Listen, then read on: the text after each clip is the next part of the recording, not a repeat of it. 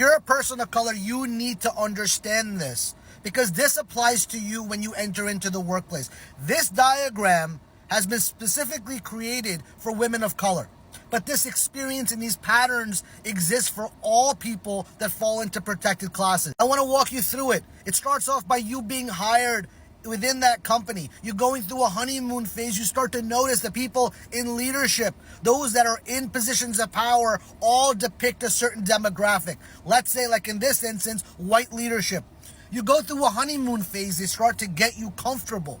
The more comfortable that you get, the more they become uncomfortable, because the more that you're comfortable and you assert your authentic self in that environment, the more that they recognize that, oh, you're not really what we wanted. We wanted you to be this way, and you're not being that way. And when you start to notice the microaggressions and the discrimination and the harassment, the subtleties of all the things that you experience, you start to call it out. Because now you feel comfortable and you feel like, you know what, I got to say this in a way that's going to be, met with the least amount of resistance. And so you think by verbally saying it to HR, you're going to get some empathetic response. But in reality, you start to notice that you go through a process of denial, gaslighting, and then all the way down into the end point where it starts to become into retaliation. And then you see no other option but to leave. Now, obviously, all these patterns are not always going to apply to your situation, but this is a great diagram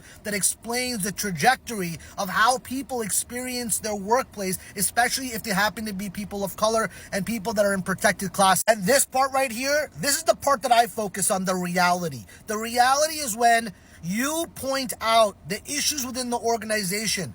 I advocate, and I'm constantly putting out videos to advocate for developing paper trails, complaining about the unlawful discrimination, the microaggressions. When you start to notice racism, calling it out in a written email, specifying clearly the unlawful form of discrimination, in this case racism, and retaining copies. Because the way that you hold employers accountable under the law is by using the law and using the protections that the law provides in a legally protected paper trail that you retain copies of. And as always, speak to employment lawyers in free consultation so that way you get the help that you need when you're being denied an equal opportunity within your workplace.